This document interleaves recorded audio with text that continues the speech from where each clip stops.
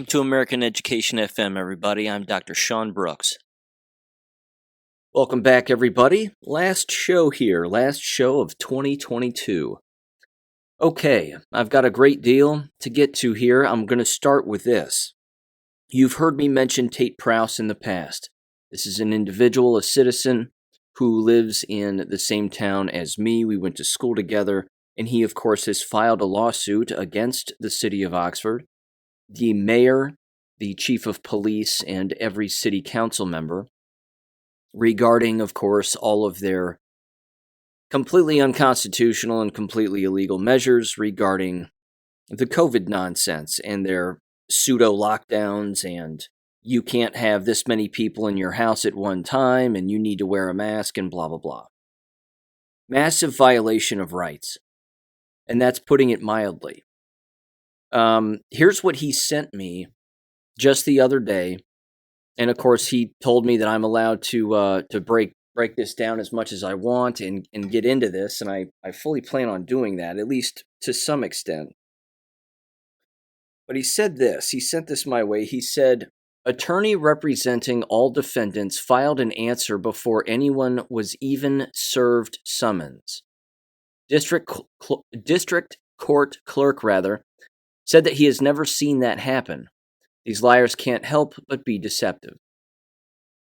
He said he would email me what their answer was, what the lawyers representing, of course, the chief of police in the city of Oxford and all those idiots, and what they, basically what they stated in regards to him filing his initial suit. And I have that document, and it is laughable. It's basically, just to quickly summarize it, it's the city's lawyers going through every paragraph and saying that they deny basically everything. That we deny what the plaintiff says in paragraph this, and we deny what the paragraph, what is said in this paragraph and that paragraph. Tate, of course, has gone back and watched a number of the city council meetings, and he ended up saying this in response as well. He said, I'll email it to you in a bit. It was pathetic, frankly. A hodgepodge of objectivity, false statements of law, with blanket denials with no explanation or factual evidence. And that's true, not to mention the lawyer doesn't have to provide any evidence during this particular time because, again, Tate is asking for a trial by jury. This is going to back up on these people because, again, if Tate can prove every single line that he states with evidence from the mouths of city council members by themselves, then they're done. They're finished. You see, this is one of the funniest parts about this entire process, and I'm going to keep reading the text message he sent me here and then dive in a little bit into his specific complaints because he has at least 17 of them. And he uses legal precedent to back them up, not to mention the specific actions that the chief of police and then, of course, the city council and the mayor engaged in themselves. Where this backs up on city councils and mayors with everything that they've done over the last 2.5 years is they air all of their board meetings on the internet. Anybody can go back and look at any of these anytime they want. They can have them transcribed. You can take these videos, turn them into an MP3, and have them transcribed through a transcription company if you want. There's a number of ways to just go back and prove that these individuals in fact said what they said. You can show video proof in court if given the opportunity. You can show the transcriptions and read directly from the transcriptions. You can admit them as evidence. So, it's funny and sad because these people are so stupid that they don't understand that. Yes, their lawyer can say, well, they have immunity because they're elected officials. And the fact is that's not true. Not to mention what went down within states and cities across the United States, in particular in Ohio, was not state law. Particular measures that are implemented within particular areas, very small jurisdictions, do not trump state law or federal constitutional law. They just don't. They can pretend like they do. They can say, well, we're doing it because the state said that we can. That's false. That's not true. They can say, they can word it any way that they want. They can say, well, we were doing it because we were interested in the safety of everyone. And there was no malice and there was no ill intent, and it was all done for the safety of everybody. See, joke's on them because COVID isn't real. They don't even know what COVID stands for. It's the most widely used acronym, and yet no one knows what it stands for. They think it stands for Coronavirus Disease 2019. Bullshit. No, it doesn't. It doesn't stand for that. Certificate of Vaccination Identification Artificial Intelligence. That's what it stands for. They can't prove that it stands for COVID-19. That's complete garbage. So that's, again, it's superficial, so to speak, but that's number one. The basis for which they are believing things that aren't real isn't even real. Number two, the mask wearing has been proven to be complete and utter nonsense. Nothing is aerosoled, and if you want to take it even further, of course, you can dive down the virology lie and all of that stuff. I mean, a person could really implement all of this in court in front of a jury if given the opportunity. But the role of the lawyer for the defense and for city council right now is to simply just deny everything. Well, we didn't do anything, and this is wrong, and nothing happened, and no one was hurt, and we were protecting people and best interests and blah, blah, blah. They can say all of that until they're blue in the face. It's not going to change the fact that they don't get to trump constitutional law. You don't get to tell people how many people you can have in your house, or you're going to be fined. Again, this town, and I'm calling it a town, even though population-wise it's barely a city, but it's a town. This town made national news for suspending students because there were some sick students renting a house, living together. And they were claiming, again, that the students themselves were, that it's not that big a deal. So what? There are 6 students in buildings all of the time. Who gives a damn? But they were arrested, and they were cited, and they were fined. And then, of course, the parents sued the university. And the arresting officers were saying, well, it's a city ordinance. You have to distance yourselves, and you have to do this and do that. It's Bolshevism. That's Bolshevism. And they don't get to do that. I mean, that should that should go without saying, but yeah. He continued here with his text messages.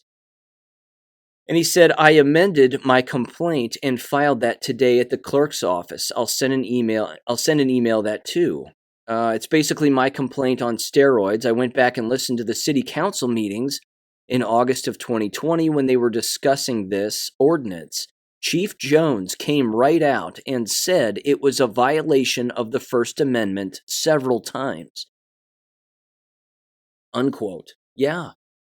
Yes. Even the chief of police warned them on camera, on audio, on video, during one of their own stupid little powwow meetings that you can't do this. This is unconstitutional. Now they're being sued for it, and they're saying that it's not unconstitutional and that they're allowed to do it. Again, this is a big deal because if given the opportunity in a trial, at the very least, they're going to be slapped down. If it rules in Prowse's favor, which it should, but they're going to be slapped down and basically told everything you did was unconstitutional. A judge has ruled it, which means you can never do it again. As far as any monetary compensation is concerned, that's another issue. I'm not going to get into that. But it keeps them and anybody from holding those positions from ever doing it, and it sets a precedent that can be referenced by anybody anytime. And it's a beautiful thing. It's absolutely beautiful. But I want to read through Tate's facts here regarding his complaint and his lawsuit. There are 17 of them, so bear with me here, because again, this matters, and the legalese and the language here is a big deal. It says facts. Number one, in August 2020, city policymakers began discussing an ordinance that would ban mass gatherings of 10 or more non-household members. Okay, they began discussing that. Again, they can discuss it, but that right there, you're bordering on complete illegality. You can't make that determination legally. You don't get to do that. We have free will in this country. The simple fact that they're having the conversation back then is absurd.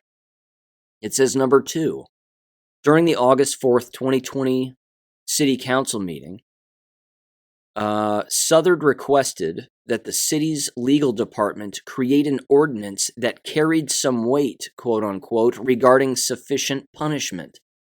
So now they wanted punishments for people who didn't comply. Number three, he has it timestamped around 1 hour, 16 minutes, and 50 seconds. Elliott, another board member, states that if the city put together an ordinance, he was not sure he wanted to ask the police to be involved, noting that if citations were administrative, he felt the city would fare better. Elliott noted that if the city goes to court with a criminal charge for gathering of over 10, he was not sure the county prosecutor or judge would support the city. Again, they're openly admitting that what they're doing is running a very fine line between legal and illegal. Again, their judgment is so poor in this whole scenario. And again, I want people to keep this in mind, regardless of where you live and regardless of who is listening to this. This happened everywhere. That's why this is a big deal. This happened everywhere, but you have these. I didn't vote for these assholes, but somebody did. Some dummy did, and put them in office, of course, as elected officials. They're having these conversations all of the time. How can they strip you of your rights, and then how can they get away with it? That's also a massive takeaway from this, I think. This is always happening. It doesn't matter if it's happening in D.C. or it's happening in your backyard. It's happening all of the time. I hear the word politician, honest to God, it runs down my spine in such a bad way. The casual nature in which these people are just having these general conversations about illegality and we're gonna do this and we're gonna do that and everybody has to follow it is such horseshit. It's beyond belief. Here's fact number 4. It says at the 1 hour, 20 minute, and 16 second mark, Jones states, the chief of police, I have talked to the judge, quote, I have talked to the judge and the attorneys, further stating that, quote, there are things that I don't want to say in a public meeting because I don't want people to find out the way to get around the ordinance, unquote. He's openly admitting he's going to get caught. He's openly admitting that he's going to get caught. So if he speaks about it too much in a public forum, while he's being recorded, it's going to be used against him in a court of law. This is the chief of police. He's a piece of shit too. Number 5. Jones and all other policymakers named as defendants herein this complaint knew or should have known that the ordinance they were proposing violated clearly established law, and as such, their actions were manifestly outside the scope of their authority. Yeah, that's the understatement of the year, no doubt. Number 6. At the 1 hour, 21 minute, 25 second mark, Jones attempted to urge counsel to use existing law, and that based on his conversations with the judge told him that a city ordinance would hold up in court a lot less than a state code, and even that's not going to hold up. This proves Jones was very aware of just how unconstitutional this ordinance was. Yet he and his officers enforced it anyway.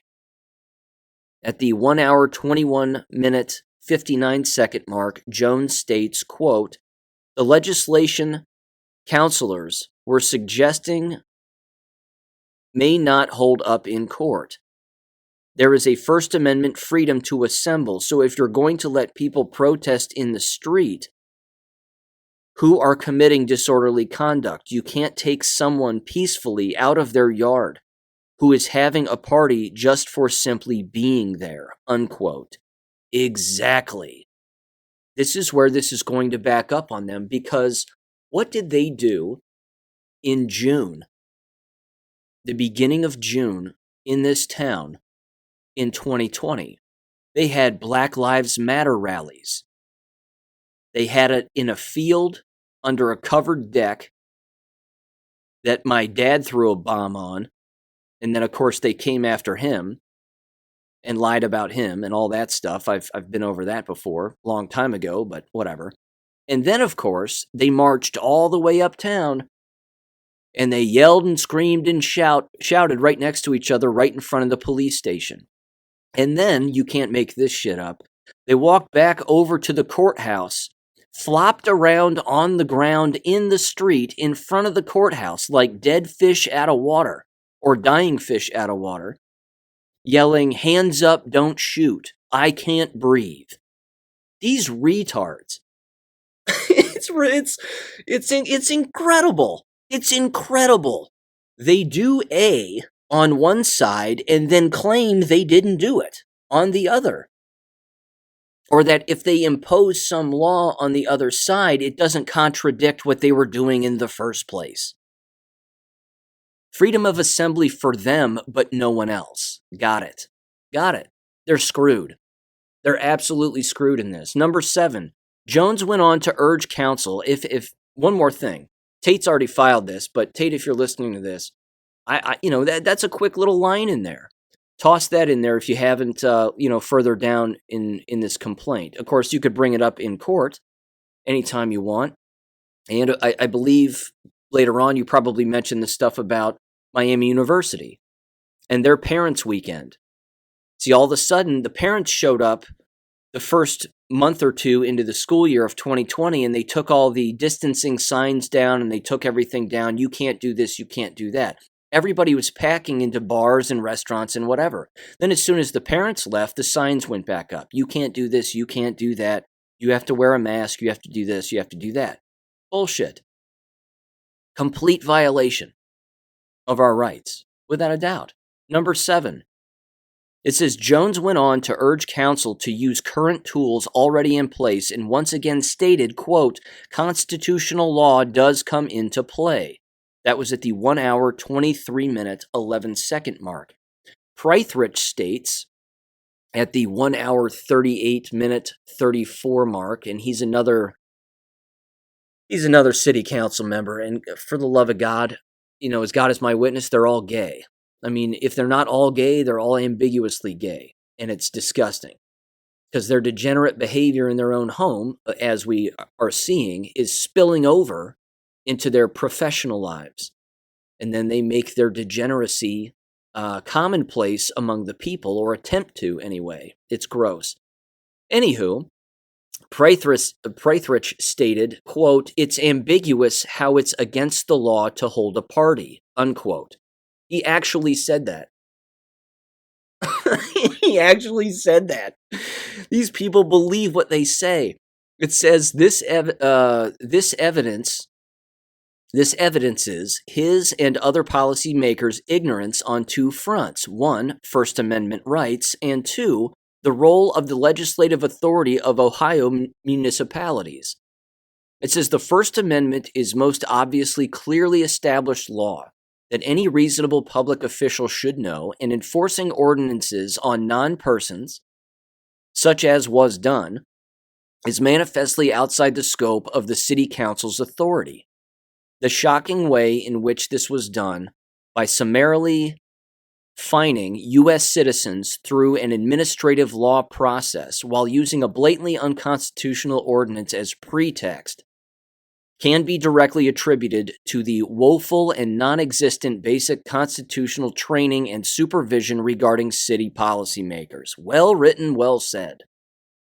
Well done. Number 9. Southard, Prithridge, Bracken, and all other council members hold the false belief that their ordinances carry the same weight as laws. Correct. They do it with their actions and their own words because they don't reference law. They just think that they are political officials, and well, if we say it, then it's legal.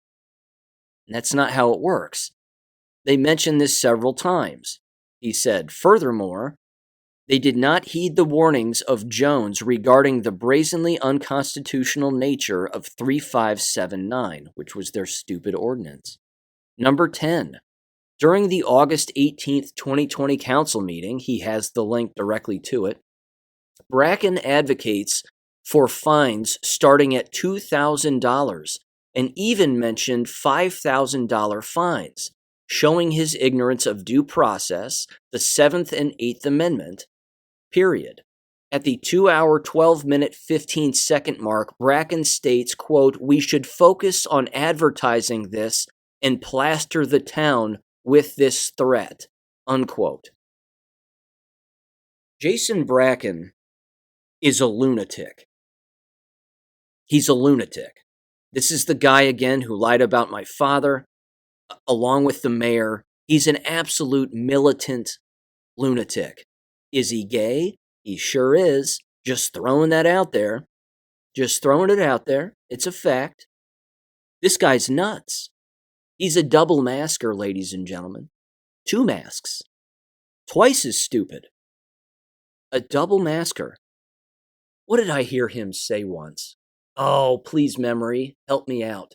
I heard him say once in a city council meeting, long time ago, I think I even put it on my Gab page, something about how natural immunity, yeah, there it is, thanks, brain. Natural immunity isn't a thing. Honest to Christ, he said it. That vaccines work better than natural immunity. And he doesn't understand why someone would hesitate to get a vaccination, let alone fill yourself up to the brim with them, because he doesn't think that natural immunity even exists. This is how retarded these people are. Honest to God. Number 11. At the 2 hour, 15 minute, 13 second mark, Bracken asks law director Conrad how he thinks this law would hold up in court, to which Conrad questions the constitutionality of the ordinance, but says that he is comfortable with the ordinance due to the emergency powers currently in place. No. I'm going to stop it right there before I finish it. Well, I'll finish it. It says emergency powers most certainly do not grant a local government, or any government for that matter, powers that they do not currently hold. Correct. No need for me to sum that up. There's no such thing as emergency powers. That doesn't trump constitutional law. Powers. The word powers. I'll tell you what, when these idiots start using the word power, that's awfully telling, isn't it? Number 12. The Ohio Supreme Court has addressed emergency powers such as, quote, an emergency does not confer legislative power which otherwise would not exist because of constitutional limitations. And then he has the precedent case that lays that out. It says, quote, no emergency constitutes an excuse for adoption of legislation which the Constitution clearly prohibits, but an emergency may furnish it the occasion for the exercise of power contained within the Constitution, not theretofore deemed necessary to invoke, unquote. Number 13. Their Ordinance 3579 was unanimously passed by council, even though Elliott and Jones voiced their disapproval and advocated for alternative solutions. This once again evidences the city policymakers' complete lack of fundamental constitutional knowledge, due in part to their lack of any constitutional training. Correct. These idiots put signs in their yards. They promise all kinds of things to people. Most of them, of course, are leftist lunatics. They raise their right hand. They put their other hand on a Bible for which they've never read in their life, and they swear an oath. They don't understand what that means. That the moment you do that, there are more laws that you have to follow than your average citizen. This is an avenue of thought they never consider. And their actions, again, prove that. It continues. Number 14, we're almost done. 3579 is unconstitutional on its face. 3579 violates the First Amendment. When 3579 was enforced, as it was for at least 23 citizens of the United States, Exhibit B, it violates the 4th, 5th, 6th, 7th, 8th, and 9th Amendment. 3579 also creates separate classes of citizens, some enjoying more rights and privileges than others similarly situated, which violates the Equal Protections Clause of the 14th Amendment. Citizens suspected of violating 3579 were met with trespass upon their property by Oxford Police Department officers. This is true. These officers, with the full knowledge and approval of Jones and other policymakers, issued citations where fines of $500 were demanded for first-time infractions and $1,000 fines for subsequent infractions. They're lunatics. Number 15. On or around 9/11/2020, then Vice Mayor and current Mayor William Snavely, also ambiguously gay, if you ask me. He looks like a kid toucher. That's just my opinion, allegedly. Spoke during a CNN interview.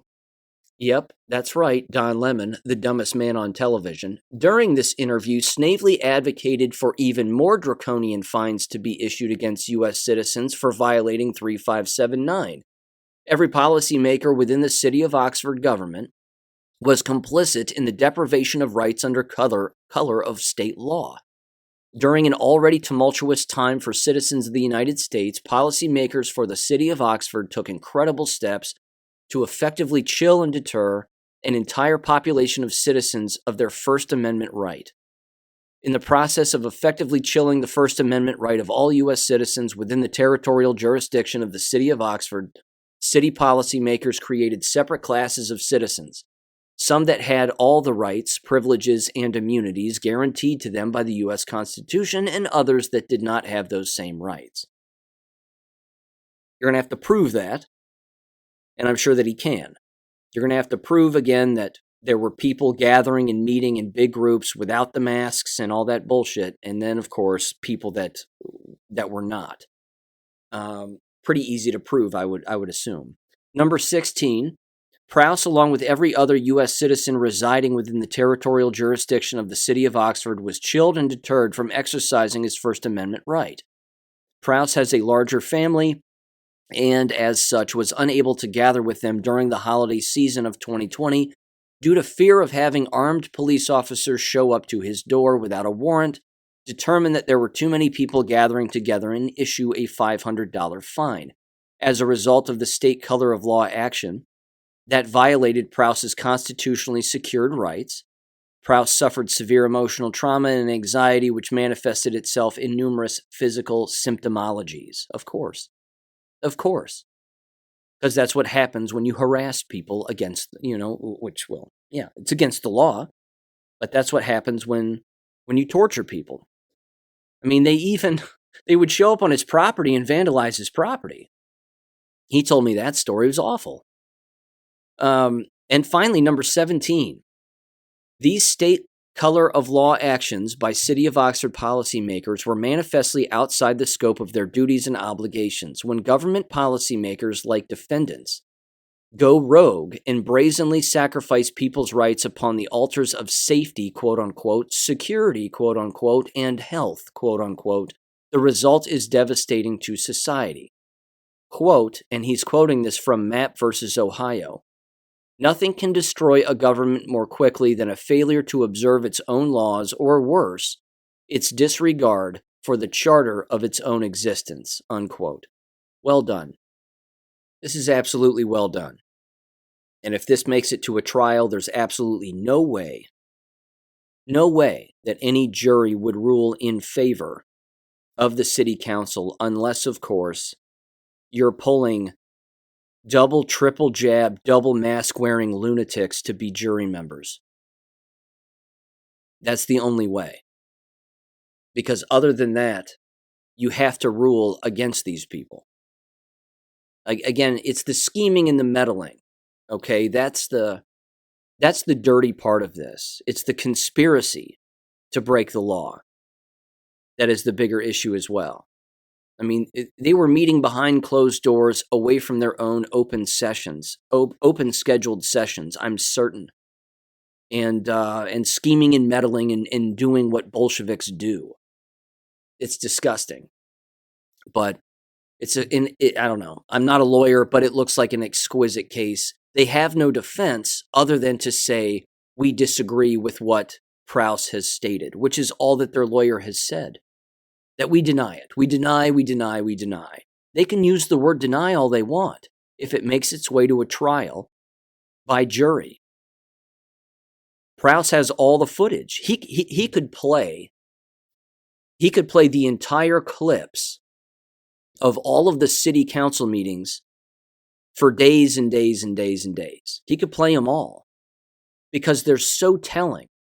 And even if he selected just a couple of clips out and said, see, they actually said this, someone might, their defense would say, well, that's out of context.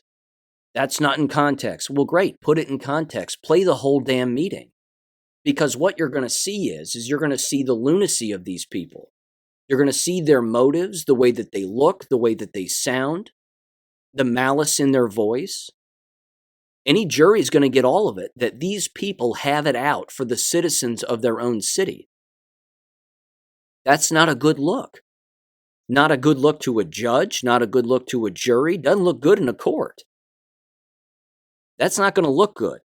That's going to make them look like they have ulterior motives of complete and utter control, of which they have none. So I wish him the absolute best. He said he would keep me in the loop as to what's going on. He's doing that. I'll keep bringing it up as new revelations come to bear here. But yeah, absolutely exquisite. Well done.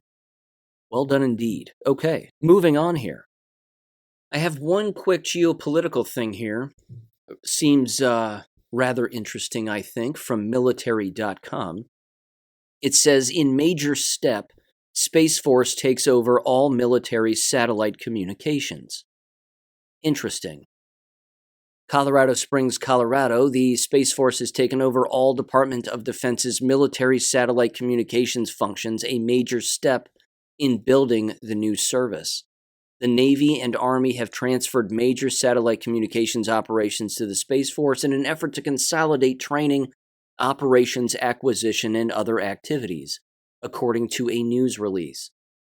It says the transfer marks the first time all military satellite communication functions have been consolidated under a single military service. Now, why would that be happening? Why would all military satellite communications, and again, satellites aren't real, they're not, floating around in fake space. It's just communications. Why would they all be shifted to the Donald Trump military created newest arm of the military, the Space Force, which of course has nothing to do with space aliens or, Mars nonsense. It's about communication. And now they have all of it. I just find that to be interesting. Just something to roll around the old brain pan from time to time. Yeah. Interesting to say the least. Moving on here. Education stuff, and there's a few things. Let me play this first. This was interesting, and this was sent to me by a contributor to the show. They know who they are, and thank you again for sending it. It's a quick TikTok video of a Missouri teacher describing what's going on with the school system that they teach in and neighboring school systems. I'm going to give you a guess as to what they're talking about. You'll probably guess correctly. So here's that audio in 3, 2, 1. In from Missouri, where it was just announced yesterday that one of the largest school districts in the state is going to a 4-day week because they can't find teachers and they can't afford to pay the teachers. Olathe School District is doing blackout dates for transportation, so there's not consistent transportation to school anymore because they can't find bus drivers. And I'm watching my neighbor right now who's in 5th grade, and he just told me that his elementary school, which serves like a large portion of the urban core of Kansas City, is being closed after this year because they can't find teachers. And it is terrifying because it feels like access to public education is being purposefully removed here. It's very obvious at this point. Uh-oh. Uh-oh. Wonder why that's the case. Now, here's the funny part.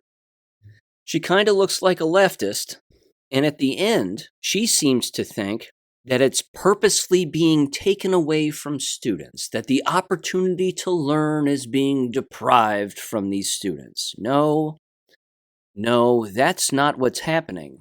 What's happening is the jabbed are getting sick and they're dying. That's what's happening.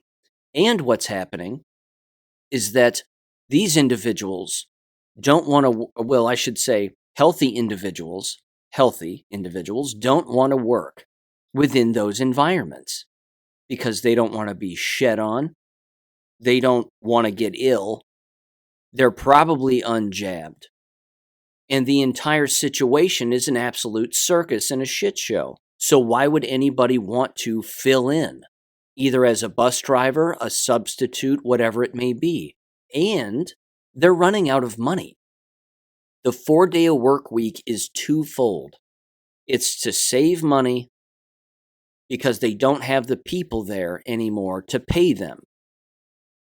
So if they just turn the lights off for an entire day out of the school week, then they think they're saving money, which, they are, which is fine. Even so, it is the collapse. Now, she thinks again that it's because of politics and depriving children of their education. Again, that's not it. That's not it. It's all the nonsense that particular teacher probably engaged in themselves over the last couple of years, and now it's backing up on them like a bad toilet. And it's just going to keep overflowing and then fall over onto the floor, and then what are they going to do then? They're going to close their doors. So I found both of those studies those news reports because it's not difficult. KansasCityStar.com. Independence becomes largest school district in Missouri to adopt a 4-day week. It says, blah, blah, blah. Here we go. The board voted 6-1 to adopt a shorter school week despite parent concerns about transparency and a push by one board member to continue engaging the public on the issue before making a decision. The district is making the change to offer a new incentive to employees aiming to better attract and retain staff amid ongoing labor shortages. Here's the thing. I love this. I just love it. It makes me all warm inside. This is not only the complete collapse. As you've heard me say, they're trying to pick up Mercury with a fork. They have no idea what's causing this. The only way that you hire people who want to work in these environments is if you completely get rid of all of the restrictions that you have in place for employment, which means who are you really employing? What kind of person with alleged morals and values are you actually employing? I think that's the first thing, because we know that they're not getting the cream of the crop, so to speak. Number two, the well is dry that they're pulling from, which is teacher education programs. They're finished. They're finished. You heard me say again in the last episode that was reported to me that the University of Alabama Mobile, if I'm saying that correctly, had a 35% decrease in enrollment. No one's going there anymore. They can't keep the lights on. And it's not by their own choice, so to speak. it had to do with their own decisions and, of course, the rollout of the jabs and people getting sick and dying, et cetera, et cetera. Not to mention people not wanting to play the exemption game and everything else. The well is dry. An interview I'd really like to do, a conversation I'd like to have, would be with an undergraduate student right now today who is in a teacher education program. And I would want to sit them down and ask them some very basic questions. You got into teacher education because fill in the blank. What do you think about what's gone on over the last 2 years in education? Fill in the blank. Their answers to those are going to be very telling.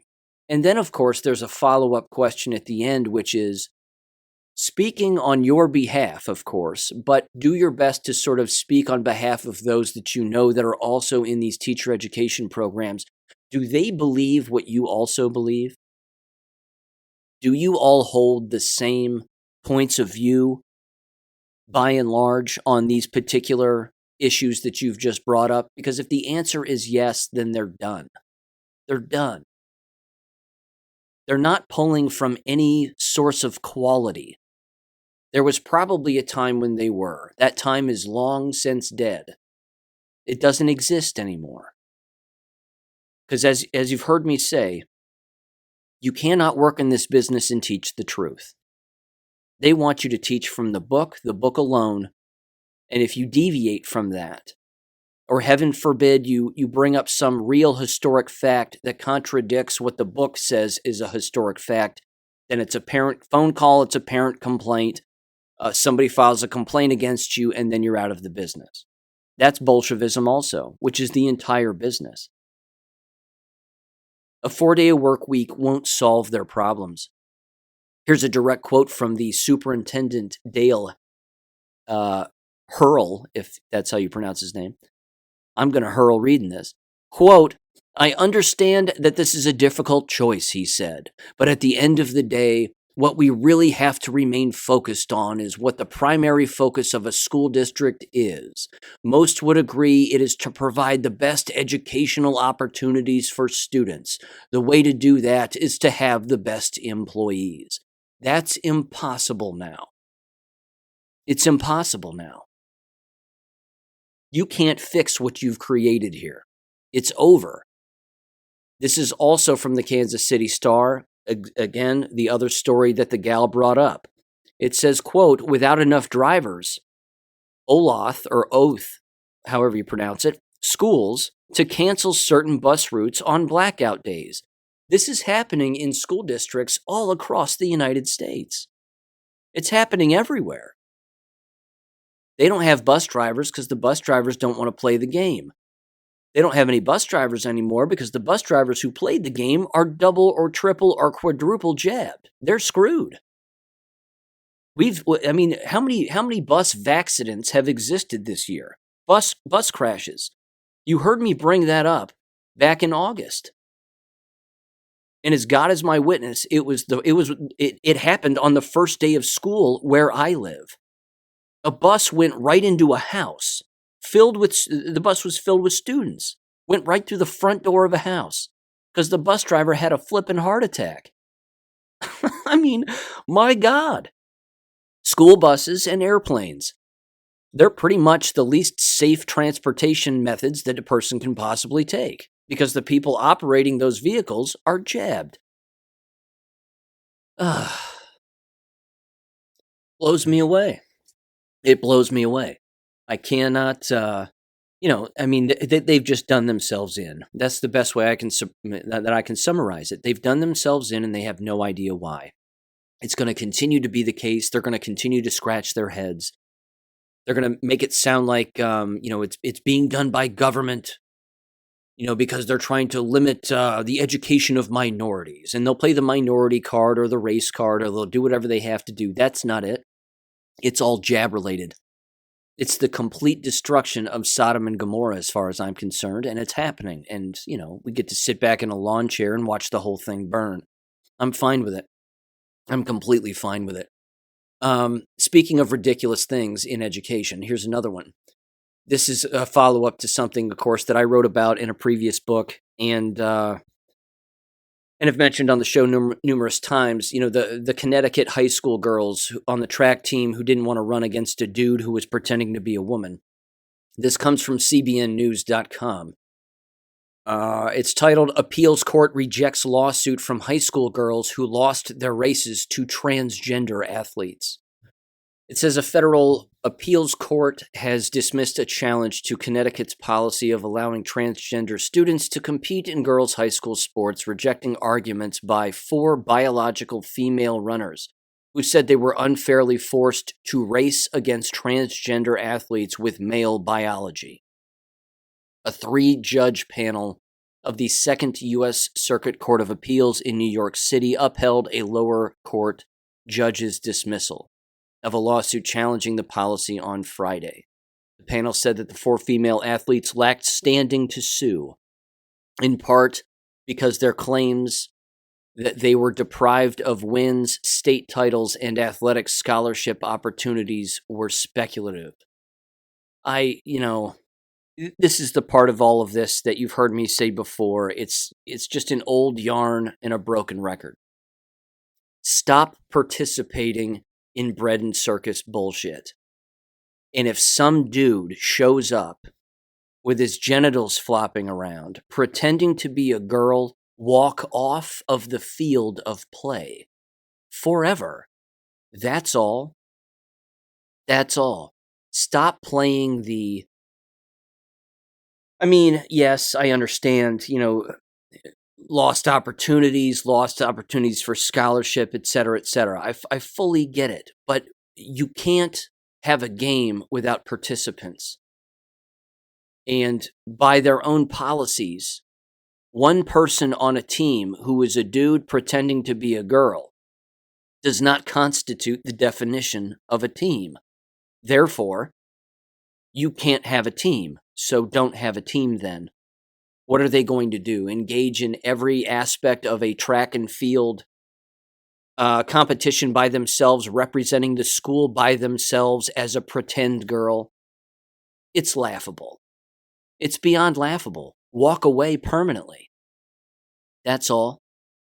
Join together as a group of actual girls who aren't pretend girls and say, if some dude shows up pretending to be a girl, we all walk. Because what's going to happen? Everybody's going to go after the coach, and their life is going to be miserable. Make it miserable then.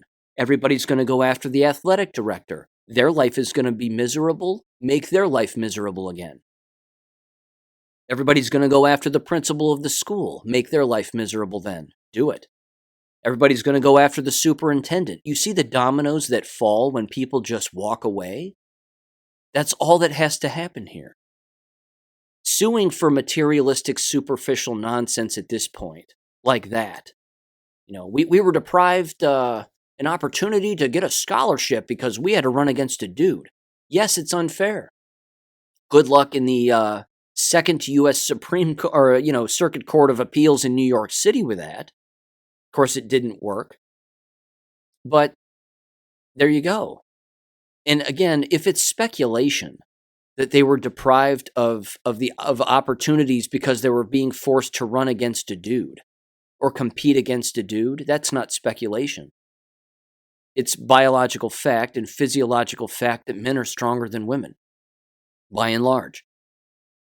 It's a known fact. But again, they're not biologists, so they can't make such statements. I mean, these people are lunatics, so just stop playing the game. Hang it up. Stop playing the game. Read a book, speak English fluently, learn how to write. Heaven forbid they learn how to write in cursive from time to time. There's so many other things they could be doing with their time. But these are the kinds of people that are slaves to the system. Again, they're in the matrix. I get to play my matrix game if I want. Yes, you certainly do. You certainly do. And I agree with these girls. They shouldn't have to compete against a dude. That's preposterous. But you also live in Connecticut. And crazy people live in Connecticut, no offense. Not all of them, of course, but you know what I mean. I mean, If they're allowing this to happen, pick another school. Go somewhere else. Heaven forbid they homeschool. Can't have that.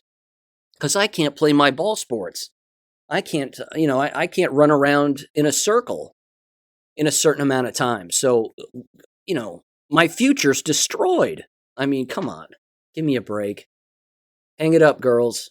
You had your moment in the sun. You brought a lot of awareness and a lot of attention to it. Now you got to lead by example.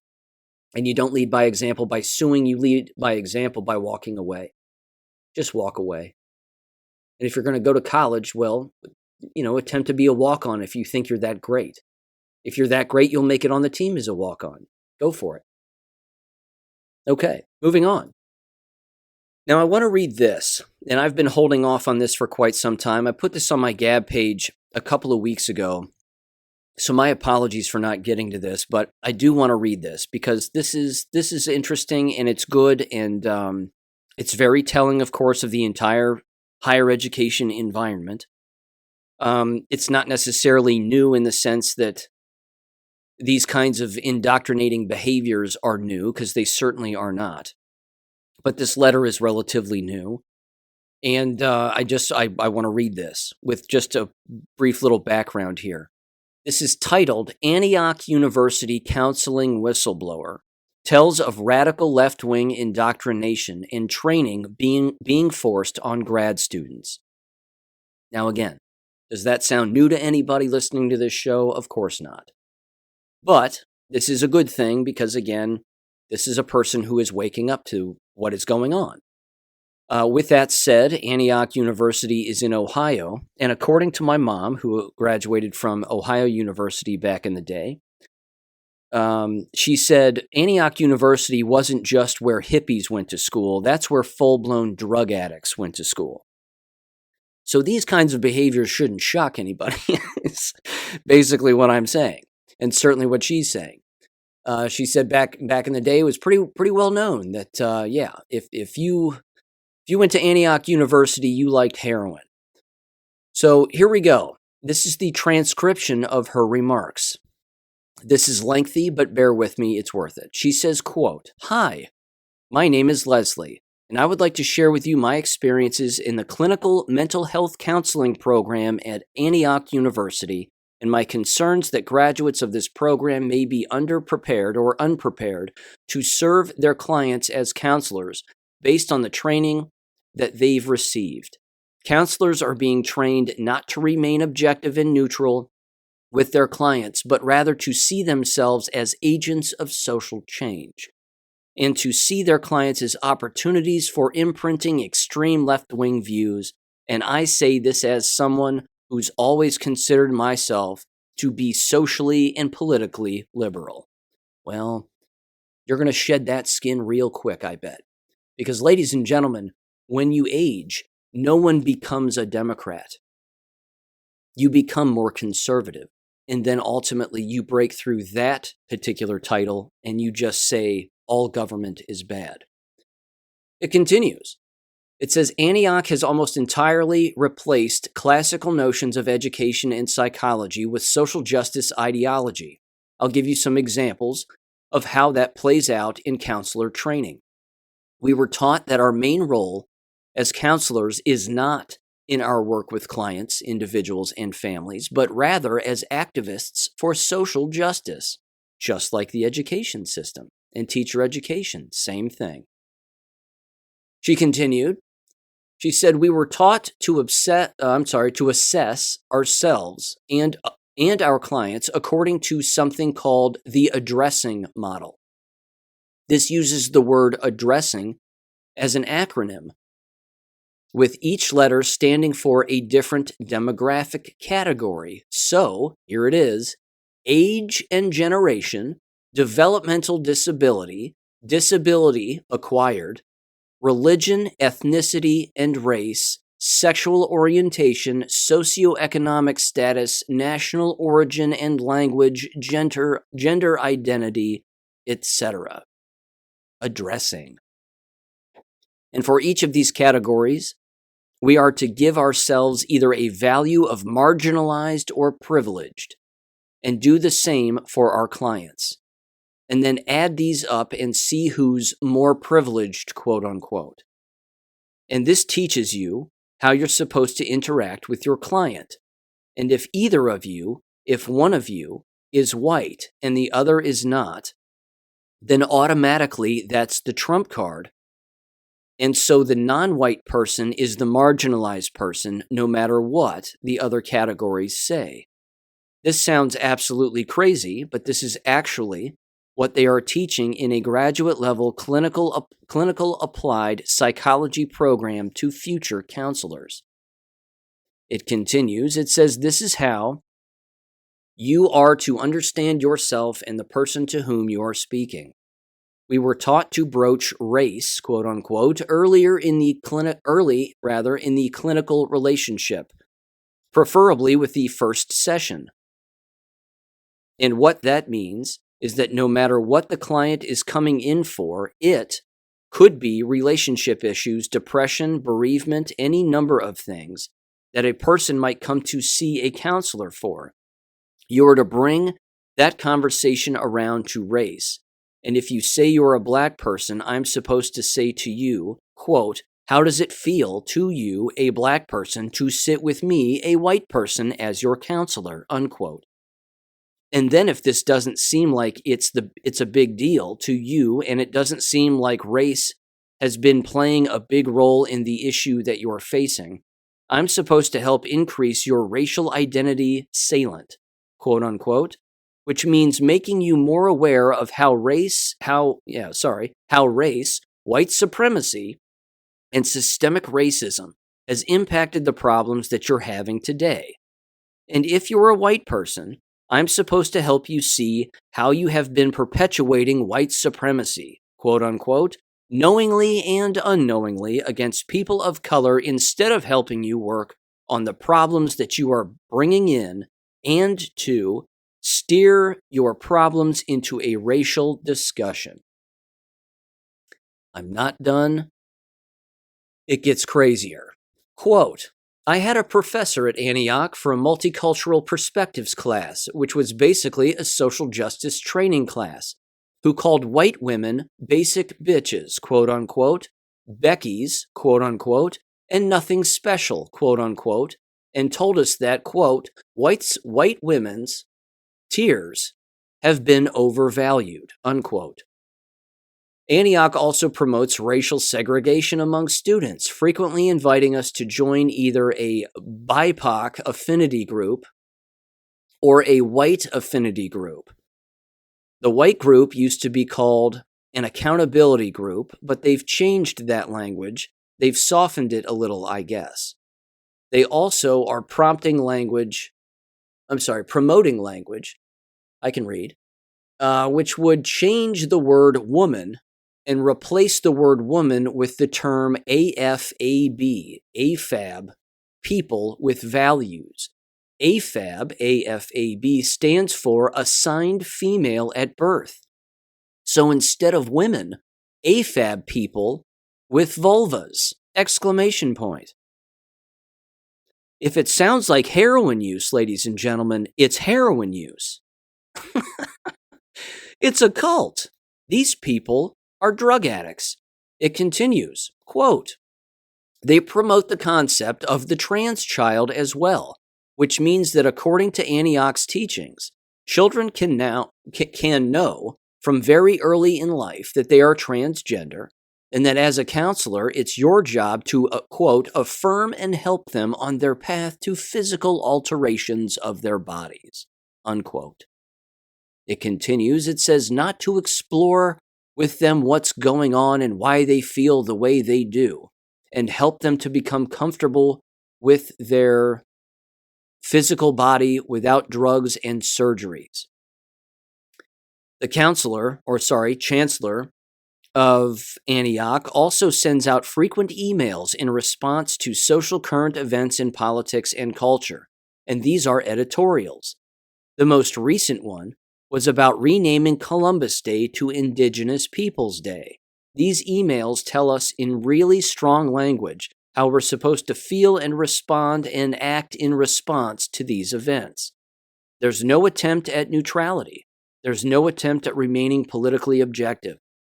These are left-wing political talking points, and it seems to me it is so highly inappropriate that this person uses their access to the entire student body's emails to spread their political agenda far and wide. It's like a bullhorn. I've tried, I've responded to these, and I get dismissals. Because they don't care what you think. It continues. It says, I have reached out to my faculty advisor about my concerns about the program. I've reached out to the chair of the department. I have filed grievances with the provost. All of my concerns are being dismissed. Most recently, the faculty advisor admitted to me, that they are aware that they are not training counselors who are going to be able to work with, in her words, the Trump supporter, quote unquote. So they are turning counseling into a profession that seeks to remake you, the client, into a political ideological form and pathologize alternative ways of thinking and socio-cultural political viewpoints. I have almost finished this degree. I only have a few classes left to take, and I'm finding myself kind of at a stopping point right now because they've instituted a, quote, civility pledge, which is a pledge to social justice ideology.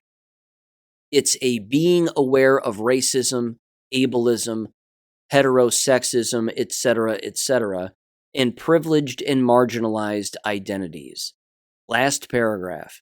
Quote, I cannot sign this pledge. I do not agree with this ideology. I will not sign this pledge just because they have my master's degree held hostage. I hope that people are starting to become aware of just how significant this cultural takeover is. This divisive and hateful ideology. The implications for mental health care for people seeking mental health services, for people going to college, or sending their kids to school are huge. I really hope people will take this seriously and put a stop to this nonsense. Let's bring back sanity. Thank you for listening, unquote. Well, yeah. My summary on that's pretty simple. The insane people are running the asylum. That's about all I can say about it. That's it. The inmates are running the asylum. There's no fixing it. The people who are teaching those ideologies, those classes, and all of the people supporting it are going to lose enrollment. They're going to lose people, and they're driving themselves out of their own line of work, and they don't even know it. Because with no students there to teach their bullshit to, they're going to be out of a job. Just like teacher education. Same thing. Keep teaching the bullshit and watch what happens. I don't know what else to say. Feel terrible for him, but little late in the program to maybe transfer. Just finish and then start your own practice, I guess, or at the very least, associate yourself with an institution that hasn't jabbed everybody who works there. Who knows? They're probably jabbed themselves. Hard to say. It's just the constant thread, isn't it, that runs through everything. It's altering decisions and decision making, and they don't even see that as even being an issue. So even finding a job within another college or university as a counselor or a psychologist or whatever it may be, even a workplace, well, do you have to be jabbed to work there? It's it is. That's the trump card, which is awful. But the ideology and the brainwashing is nuts. And it's heroin, ladies and gentlemen. I mean, let's not kid ourselves. They're clearly heroin addicts. Okay, jab-related things. First of all, AJ Gochik sent me this, and it's interesting because it's even a bit misleading on the part of Matt Wallace and Dr. Simone Gold. And shame on them for using Elon Musk's name and the Twitter platform to basically associate themselves, albeit falsely, to the Twitter files drops that have been occurring. So on December 26th at 2:10 p.m., Matt Wallace put out a tweet, and it says the following quote. He's replying to Elon Musk. It says, "It's time to bring to light everything they banned us from saying about COVID," at Elon Musk. Join at Dr. Simone Gold and I, along with many other top Twitter doctors, at 7 p.m. Eastern Standard Time on December 28th for the biggest reveal all COVID show in history. I listened to part of it, ladies and gentlemen. It was total bullshit. They didn't say anything that was new. It was a lot of whining. Our rights have been deprived. We know that already. We know that. And what this Matt Wallace guy has done, along, of course, with Simone Gold, is they're trying to catch the wave of the publicity that Elon Musk has garnered regarding the Twitter files. And they essentially, in the tweet, again, it's misleading. They were making it sound like they were going to have their own Twitter thread of COVID-related information that was going to whatever. It was just an audio discussion that was taking place with individuals logging in and then having a discussion. Let's see, who was involved? Simone Gold was there, Ryan Cole was there, Dr. Angie Farella was there, and they're not saying anything new. They're just rehashing, and it's just a bitching session, for lack of a better phrase. They're just whining about all the old stuff they've been whining about for the last 2.5 years. I mean, we get it. We get it. Simone Gold's a grifter, ladies and gentlemen. You know, there's not a publicity stunt she won't engage in. She engaged in a January 6th publicity stunt. She's the piñata that just keeps producing. So I'm going to keep wailing on her because it's just too much fun and it's too easy. And, you know, I get to exercise my First Amendment right. Yeah, other than that, it was pretty much a complete waste of time. And it lasted for over 4 hours. I mean, talk about needing a nap at least 10 minutes in. Yeah, biggest COVID reveal ever. Okay. There's nothing that can be revealed about it now that we don't already know. Even the people now who are going, you know, who are saying it was a biological weapon created by individuals in the government to kill people. No shit. No kidding. Who doesn't know this? It's the jabbed that don't know it. I'm not discrediting people for their ability to wake up at different times. I fully understand that that's something that's going to continue to happen. And, you know, great. Good for them. But we've known this for a very long time. My question, of course, is why don't you do the flu shots now? Because that's a biological weapon too. That passes the blood-brain barrier. That permanently injures people. That gets people killed, makes them handicapped, and all kinds of other things. You know, some of the audio, too, that was played during that Simone Gold, Matt Wallace thing was absurd. There was a doctor on there. I could be getting this wrong. In fact, I am. My apologies. Steve Kirsch had a very similar thing take place, a very similar audio conference take place where people could participate. And Dr. Pierre Corey was a person who was participating, and a few other doctors and whatever else. There were still doctors, actual medical doctors, on that audio that weren't saying that this is deadly, that these shots are killing people, that they are permanently altering and snapping in half their DNA, giving them AIDS, wiping out their immune systems, and killing them, including, of course, all of the cancers that are associated with all of this. Speaking of which, again, nothing new was really said in that audio with Steve Kirsch either. And he had on Dr. Drew and, you know, a few other people.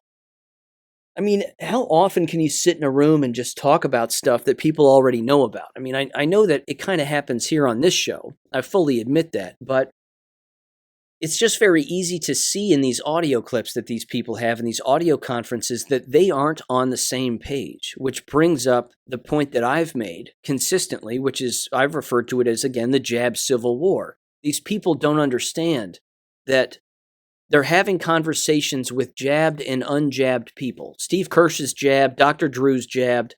You know, a lot of these people are jabbed. But somebody like me, for example, they would never invite me and I wouldn't participate because if I did, I'd blow the whole thing up. I would be using phrases like depopulation. They wouldn't be able to wrap their heads around that.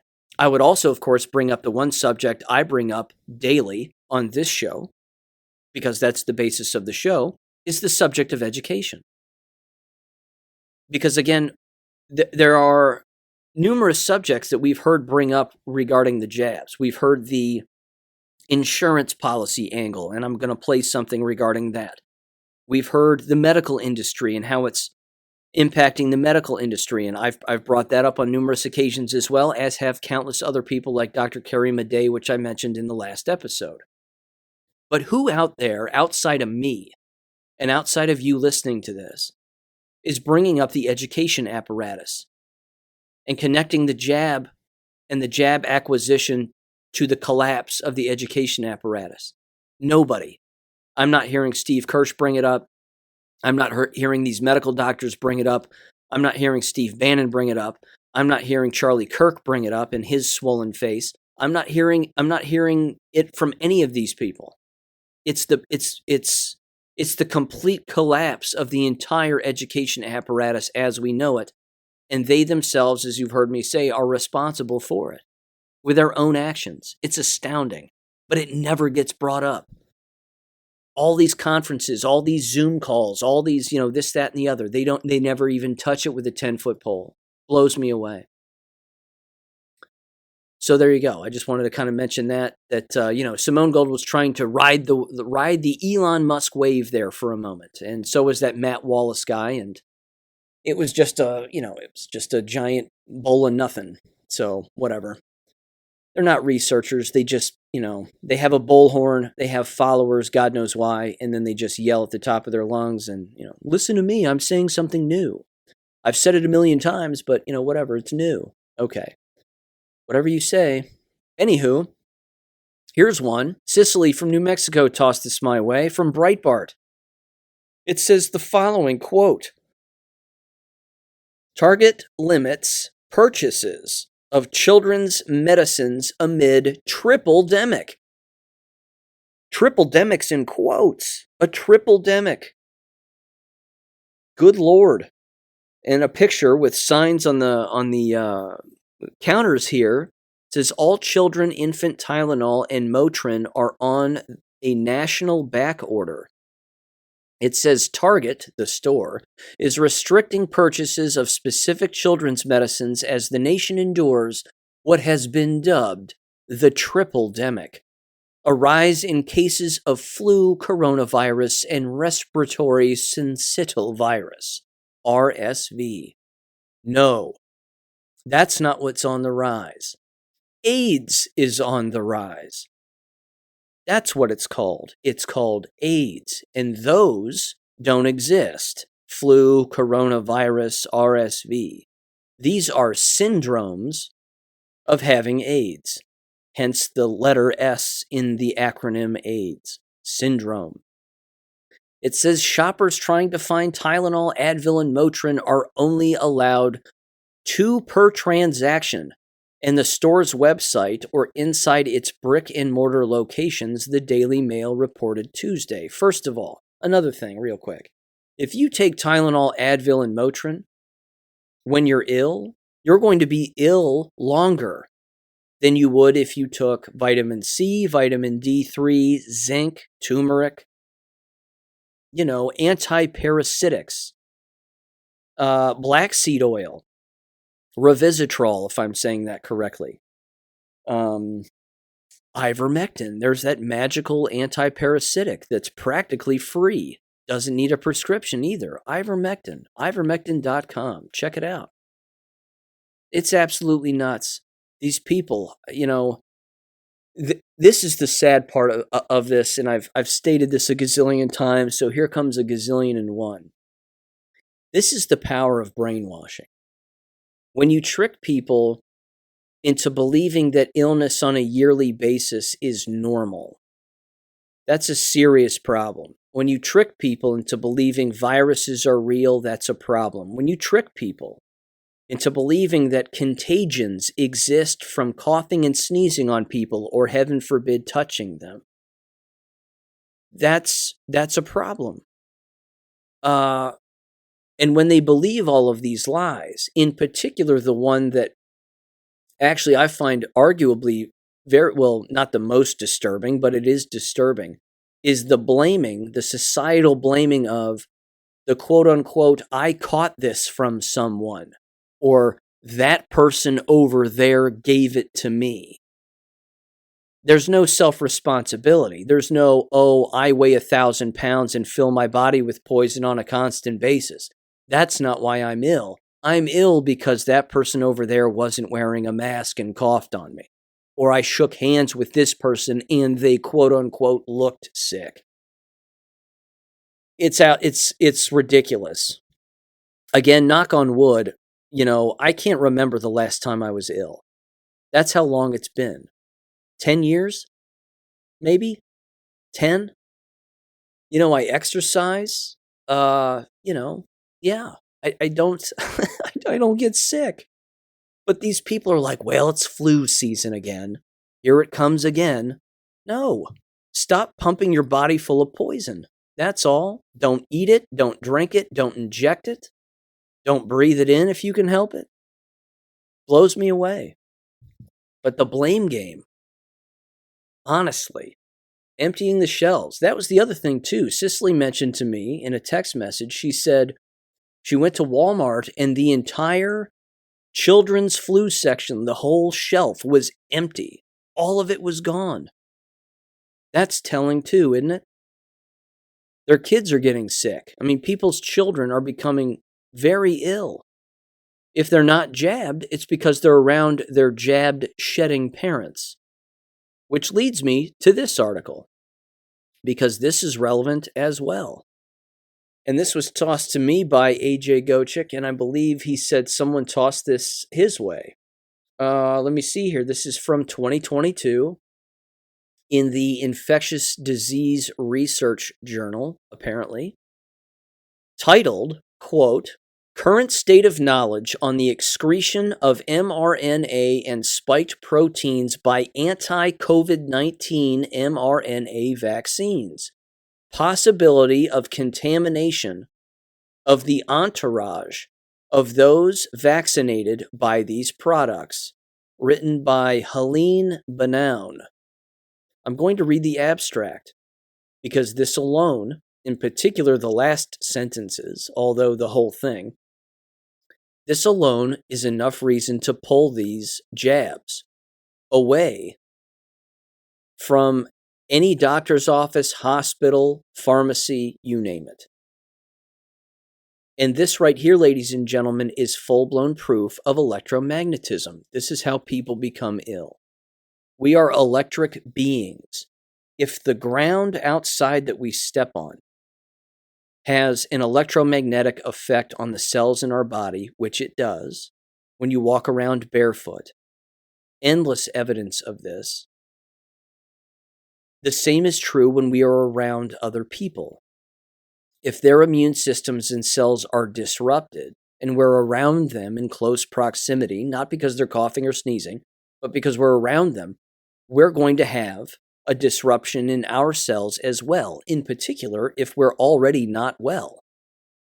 But listen to this, because this again specifically has to do with these quote-unquote vaccines. They're not vaccines, bioweapons.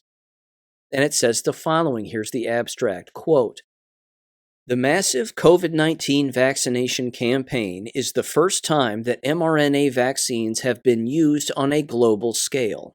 That should have been the red flag for everybody, but it wasn't. It continues, it says the mRNA vaccines correspond exactly to the definition of gene therapy of the American and European regulatory agencies. That means they permanently alter your genes, i.e., your DNA. The regulations require excretion studies of these drugs and their products, the translated proteins. These studies have not been done for mRNA vaccines nor for adenovirus vaccines. There are numerous reports of symptoms and pathologies identical to the adverse effects of mRNA vaccines in unvaccinated persons in contact with freshly vaccinated persons. It is therefore important to review the state of knowledge on the possible excretion of vaccine nanoparticles as well as mRNA and its product, the spike proteins, or protein, period. Continues, it says vaccine mRNA carrying lipid nanoparticles spread after injection throughout the body, according to available animal studies. The vaccine mRNA, naked or in nanoparticles or in natural exosomes, is found in the bloodstream as well as vaccine spike in free form or encapsulated in exosomes shown in human studies. Lipid nanoparticles or their natural equivalent, exosomes or extracellular vesicles, EVs, have been shown to be able to be excreted through body fluids, sweat, sputum, spit, I guess, breast milk, and to pass the transplacental barrier. These EVs are also able to penetrate by inhalation and through the skin, healthy or injured, as well as orally through breast milk, and why not during sexual intercourse through semen, as this has not been studied. It is urgent to enforce the legislation on gene therapy that applies to mRNA vaccines and to carry out studies on this subject while the generalization of mRNA vaccines is being considered. Unquote. You heard here first, not tooting my own horn, but you heard me say back in the spring, if not winter of 2021, early 2021, that this was sexually transmitted. It has to be, period. It cannot move around in reproductive organs, the bloodstream, spit, as they allude to, breast milk, sweat, you name it, and it not be associated with seminal transmission or vaginal transmission. It has to be. And we've known this for quite some time because, again, well, they're just anecdotal. It's just anecdotal, ladies and gentlemen. A jabbed person has sex with an unjabbed person, and then all of a sudden, the unjabbed person becomes ill. Well, it's a coincidence, and it's anecdotal, and that's not evidence enough. No, it's a biological weapon. That's what this is. Always has been. Always will be. We knew it. Just more published evidence, and that was published, let's see. It was accepted on November 7th and available online November 14th of this year. So, boom, bam. I also put that on my Gab page a while back, but I just wanted to read through that as well. Okay, here's a quick little piece of audio. This is from the Vigilant Fox on Substack, and it's titled Top Insurance Analyst. High vax regions show a 15% higher mortality rate in 2022 than 2021. Again, shouldn't surprise anybody. It's a biological weapon. But this is coming from an insurance analyst because this is wreaking havoc on insurance companies. Give this a listen. I do have some never before seen anywhere. It wasn't in DC. I thought, it's special to be on your show. I thought I'd bring some US data if you're interested. I don't want to keep going, but on the same sort of point. This is a different kind of way to look at data. It's a scatter plot, XY. These data points represent on the x-axis the number of doses per population. So like more doses on the right-hand side, less doses on the left. And the up and down axis is the increase as a ratio, like one being the same, one divided of 2022 mortality divided by 2021 mortality. And each of these data points represents from data from the CDC, downloaded a couple of days ago, that shows by state by type of metro area. So like rural are grouped with rural, and like big cities are grouped with big cities. The relative vaccination rates. And what it shows you The fact that it's like upwardly sloping to the right, and the regression line makes this simple to understand, but you could see even without the regression line, is basically that the parts of our country which have had more doses of the vaccine are now having higher increased mortality in 2022 relative to their levels in 2021. And you can go one step further, Steve, which is that if you look at the red line on the chart, like the slope of the line is basically what US data would say is the vaccine relative mortality, coefficient, if you will. I feel like that's an okay word to use because you threw out plus on. Touche. If we went down the slope, you can see that like if we were at 0 doses, we would have something like 14% lower deaths rate. Right. But if you go one step further, if we had, thank goodness everybody didn't take the vaccine, because you can see that these things are anchored at like, depends on each of them, but around 200 doses per person. Well, we were supposed to take 400 or 500 if you're over 50. And so actually, if you just do the math on this, if we had followed the CDC's advice, instead of having like a 14 or 15% or something like that, the higher mortality, we would probably have like a 28 or 35% higher mortality rate right now. Just thank goodness we didn't all take the shots. And those of us who took one stopped at one, and those who took two, realized they didn't need to take a booster. It's stunning. If Chris Martenson was doing a video on this slide, I know what he would say. He would say the slope goes the wrong way, because he's done this before on other things. Or he says the line goes the wrong way. So he did this study, and the study was not a U.S., it was multi-country. It was the Harvard study that was done by this Harvard professor and one of his students. And Chris is doing this video on this study, and he's saying the line's going the wrong way. And this thing, the line is going the wrong way. Yeah, the more you vaccinate, the higher your mortality. So the guy doing the majority of the talking was the insurance analyst by the name of John Sterling. Ed Dowd was in on that Zoom call from BlackRock and formerly from BlackRock, and Steve Kirsch. I don't know why Steve Kirsch is laughing. Like, higher mortality the more you get jabbed. Well, you're jabbed, big boy, so, what's going to happen to you? It's not funny. I don't think any of it's funny. So the laughing aside, I don't get it. Who knows? Maybe his brain is starting to deteriorate from the jabs he took. Hard to know. Either way, the evidence doesn't lie.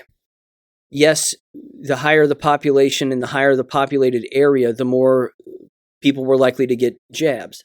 The more likely they are to get jabbed, the more likely they are to die. That's standard, a standard step in the ladder. It's common sense at this point, but there you go, 15% higher mortality rate just within the 2 years. But it's a coincidence, ladies and gentlemen. It has one thing has absolutely nothing to do with the other. Don't look over here. Look over here instead. It's preposterous, absolutely preposterous. Here's the last thing I would like to read through, and these responses are remarkable. This was sent to me also by a listener of the show, and thank you for sending it. This again has a lot to do with conversations between jabbed and unjabbed individuals over the Christmas break here and Christmas holiday. This is from patriots.win, and it is titled the following. It says, my Christmas spent with jabbed and boosted kinfolk seemed to confirm what I had suspected. It says, quote, where I live, I have a hard time drawing first-hand eyewitness conclusions about the jab since I don't know very reliably who around me is jabbed and who isn't. Plus, I'm kind of a loner and don't spend enough time around most folks to really tell about their health. But with the folks I spend Christmas with, I knew for a fact, or at least they had told me before, that they were all double jabbed and boosted. So I set out this Christmas to try and draw some conclusions. I value my first-hand observations more than stuff I read on the internet. Excellent. First of all, before I continue reading, I would say excellent. And I would also say this. anytime you can find yourself around individuals, you can have a series of questions to ask them if you know that they're jabbed or you know that they aren't. If you're not jabbed and you know that they aren't jabbed, you can have open conversations about the jabs, no doubt about it. If one party is jabbed and the other isn't, that can be a more difficult conversation to have. However, simply listening as an unjabbed person can also be very telling. And what you hear out of the mouths of the individuals, or even what you physically see, can be very telling regarding the state of the jabbed and what's going on with them. So I will continue to encourage that heavily throughout 2023. I recommend everybody do that. Make sure that your listening ears are on, because what you're going to hear and what you're going to even see, I think, is going to be very, very telling with the passing months and the passing years here, and continue to be the case. It continues. They said, quote, "I went in believing that the jabs are more dangerous than the regime admits. How could they not be, with how they were rushed to market? But I have been skeptical that it is an intentional depopulation weapon." Well, you haven't read enough yet, but that's okay. They continue. They said, "This Christmas seemed to confirm that. Of 10 jabbed relatives that I know for sure, 8 or 9 of widely divergent ages seem to be doing just fine. When I saw most of these folks last spring, they also seemed to be doing fine. When we got together with other, more extended relatives, who I suspected but don't know for sure are jabbed, they also seemed fine. I tried to have an open mind going in, wary of confirmation bias. I tried not to look too hard for signs of poor health that could be just my imagination. One has been having reoccurring health problems. She never seemed sickly until recently. She didn't look healthy either. Her poor appearance was supported by her own account of how the last year or two has gone for her, which is a shame. She's probably the best and brightest of the bunch, and young, mid-20s. I wish nothing but the best for her," unquote. And then the comments, ladies and gentlemen, there are 19 comments, varying in length, regarding what other people, again, are noticing among people that they are around. Let's see. One of them, of course, says the jab is Russian roulette. Here's one of them, and this is the most highly upvoted one. It says, quote, "My observations leads me to believe 10 to 15% of boosted suffer serious adverse effects ranging from infertility to death. I believe there are at least 3 different formulas being tested on the population, with one of them being a placebo. I also believe there is a lot of variance caused by time between injections, genetics, manufacturer, and how close the jab used is to expiration." Now, here's the thing with this. I want to be an optimist. I want to be an optimist on all of this, but I want to be a realist also. I have absolutely no proof, none, zero, nor does this person, that a placebo was ever used. Were placebos used in the trial? They certainly were. Were they ignored and the results of those placebos ignored? Yes. By and large, they were. Because they used the placebos to manipulate their statistics in order to get approval. Now, why would they do that?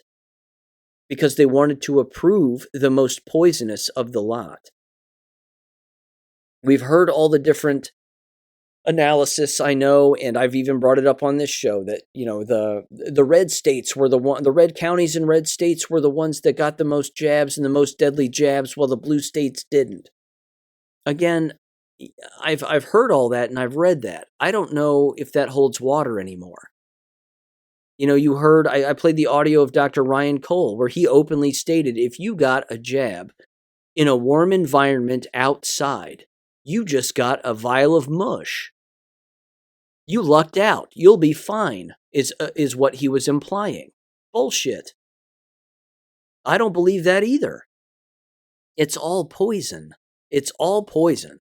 The varying degree, does it matter on the person and what's in the juice? Probably. Some people died the first time they took the first shot, immediately after it. I've read those accounts on here firsthand. There are varying degrees to this, but that's how poison works. You've heard me use the dog example regarding antifreeze. We once had a dog in the family who consumed antifreeze before we acquired the dog. Years later, not many years later, but the dog started to lose its hair. Didn't know why. Started to get big red rashes on it. Took it to the vet. The vet said it was experiencing kidney failure and poisoning as a result of consuming antifreeze before we acquired it. What was the diagnosis? It was terminal. The dog was going to die as a result of organ failure based on antifreeze. Did it die immediately after drinking antifreeze? No. It died years later, because that's how poisoning works. Here's another comment. They said the following, quote, I'm observing the same thing, but I can't help but be nervous. I feel like every one of them has a time bomb inside of them, and no one has a clue when it will go off, or if it will even go off. I hope it doesn't. Me too. I hope it doesn't too. It says, they continued, and they said, not just for my loved one's sake, but for everyone who got duped into getting jabbed. It's a scary time. Another one said, if everybody in the group started smoking 2 packs a day, would you expect to see them all wheezing and sick after a year? Probably not. But 5 to 10 years down the road, as a group, they'd have more health issues than you as a non-smoker. And 15 to 20 years down the line? If I'm not willing to bet my own health, they said, quote, I'm not willing to bet my own health by participating in this medical experiment given the relatively low risks of COVID, quote unquote. Let's see. They continue to say that. Yep. They continue to say that. Exactly. My Peter Jennings, remember, I'm going off here a little bit, but you recall Peter Jennings used to be the ABC News anchor. I mean, he smoked for maybe 10 years, give or take, and died of lung cancer. My grandmother smoked from the age of 30 into her early 90s. Not a problem. Not a single problem. So there you go. I'm certain it doesn't affect everybody the same way, but the things that are in these shots are not what have been in previous shots. It is, quote unquote, gene therapy. Again, it's snapping people's DNA in half. Another post says the following, quote, my family is riddled with post-shot reactions and other medical diagnosis since the jabs were rolled out. It did not take much time for my suspicions, and my suspicions were confirmed. My apologies. It says, really, too many to list, however. I will say that my family has experienced the worst of the noted reaction and side effects of the jabs. My opinion of the medical industry is forever changed due to it. They lie, they create obstacles with their protocols, and they do it all for big pharma, unquote. Here's another one. It says, all of my friends who are also like family are jabbed. The older folks are the ones who are in healthcare and are fine. The youngest, under 25, are all fine. The ones who appear to be getting sick all of the time now are 45 to 65. Many of these folks are daily alcohol drinkers and don't seem fazed in the least. The oldest, rather, is 93 years old, and they are very socially active and seem to be fine. They all got jabbed around the same time and live in the same region. None of this is scientific data, of course. What I will say, the people who seem to be affected are the ones who got jabbed in other regions of the United States and are having the equivalent of full-on allergic reactions, if it makes sense. but no one in my home has gotten a jab, including refusing flu shots in 3 years and haven't gotten sick either, unquote. Yep. Again, the region thing, I know that that's bounced around. A lot of people have talked about that. I have no idea. I have no idea on that. Here's another one. It says the vax does nothing but hurt your immune system and give you blood clots. We have an immune system for a reason. Why on earth would anyone want to put an experimental vaccine into their system? Moderna came out with their vaccine in 2 days. Look it up. It's all a joke, and it's designed to keep people sick. Not everyone, but many. All to boost Big Pharma's profits. It's all about money per usual.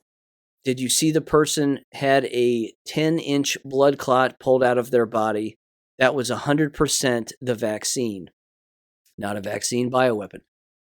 I haven't taken the vaccine, and I have had COVID 3 times, and what do you know? I survived. The vaccine does nothing positive, despite my friends telling me it lessened the effects of COVID. How do you know it lessened the effects? LOLOL. Again, if a person believes that they got COVID 3 times, they're being shed on by a bioweapon. Because if it were a natural illness of some kind or dis-ease, their immune system would learn from that, and then they'd never get it again. That's why this is a biological weapon, because people are becoming ill who are unjabbed multiple times from, of course, being around jabbed people who are shedding. So I'm going to leave it at that. This is, again, what has been happening and what will continue to happen, both from a jab-related aspect, a business-related aspect, a education-related aspect.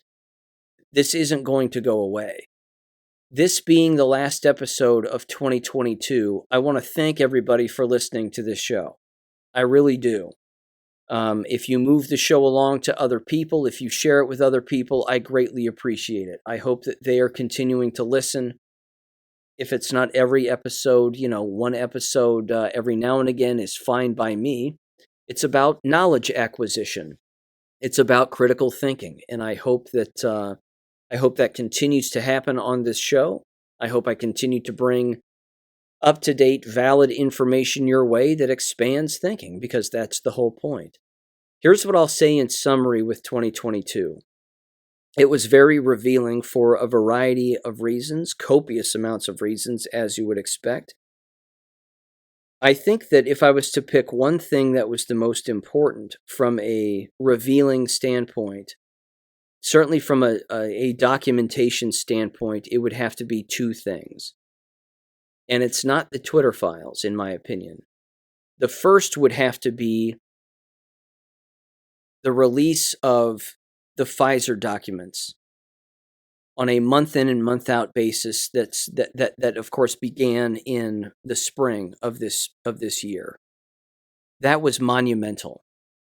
And it cannot be understated how important that was. That was enormous. And I've gone over many of those documents. Of course, I can't go over all of them. That's impossible. But I've gone over many. And I think that the court order of that release of those documents was massive. So let's not forget all of that from back in March, April, May, June, July. That was massively important, because the fraud was right there for everyone to see. The second thing, I think, is the continuation of medical journals publishing the results of what people are finding regarding these shots. I think that also is a second major thing that has occurred here regarding these jabs and the revealing of what these jabs are doing to people and what they're causing from a variety of standpoints. The third thing has to do with education and the collapse of the entire education system as we know it. It is happening. It's beyond evident. The eyes don't lie. People's firsthand accounts of what they're experiencing with classes being dropped, not enough students in class, lower enrollment. mandating the jabs for people to attend, professors taking the jabs 2, 3, 4, 5, 6, 7 times. I'm shocked they're alive. Many are dying. That is continuing to happen. But homeschooling is on the rise. Online education is on the rise. I have 2 degrees from Walden University. Walden University has commercials during all these bowl games. Okay, and I'll fully admit I'm watching some of these bowl games because I'm gambling with some family members, and it's just nice downtime. Don't have to think about anything, and some of them are actually pretty close and kind of fun to watch. After college football is over with, I'm done with sports basically. But yeah, that's a thing that's happening. Abeka has commercials on television now as well, and that's continuing to happen. That's not an accident. These groups and these institutions know that there is a need. They know that. They can see it in their own numbers. They can see it. And that need is going to increase.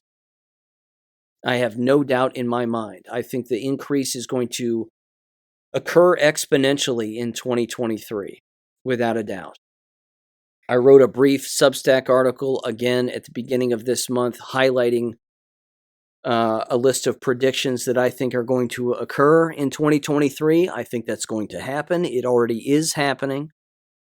And I think we have a lot to look forward to, a lot to look to, a lot to listen to, a lot to view. And I plan on being here for it. And I hope you will join me.